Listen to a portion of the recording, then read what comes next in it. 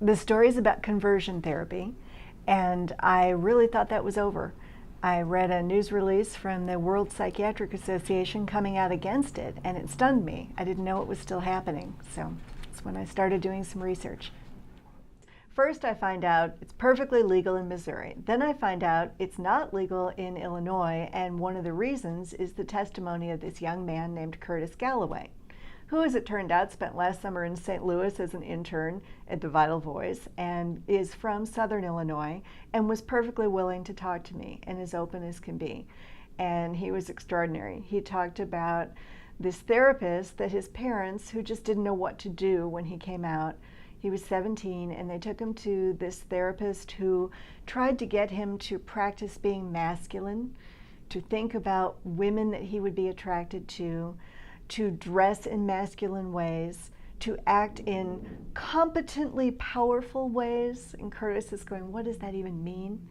One day Curtis showed up and he was in a goth phase, and he was wearing a studded armband. The counselor was over the moon because he said, yes, that's very masculine. You know, the gladiators wore that and they were very masculine men. And Curtis is thinking to himself, you do realize they had sex with each other. So he's funny and he's open, and he managed to, I think, persuade the governor. At least that's what's said, and that's why Illinois passed the law. The first surprise was the history. I had no idea. The first cure I read about was furious bicycling because they believed this was caused by nervous exhaustion.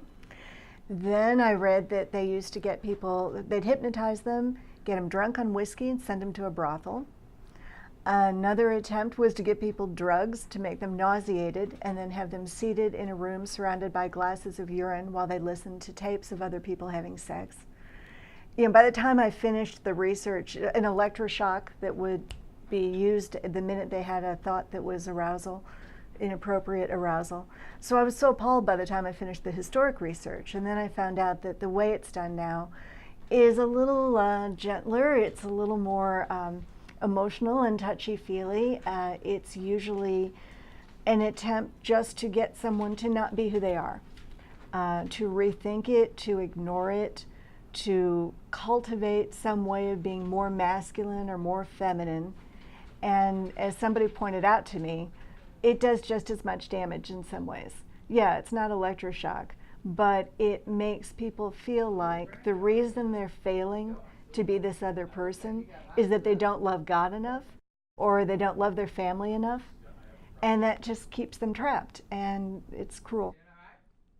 It didn't take as long as some stories I work on. I think it was maybe a month all told, because Curtis was open and we decided to focus on him. I did a lot of historic research, and then I started looking for therapists, and I found therapists who identified themselves as Christian, and I started calling to talk to them. I had no idea what I would find. And so that was kind of a grab bag. Some were very earnest and they were very kind in manner, but they believed that what their clients were doing was sinful and would send them to hell, and yet they didn't want their clients to feel shame. And so they were kind of caught between their own faith and a more modern, tolerant way of dealing with their clients. And so that was just like trying to work through that paradox with them was interesting, going back and forth.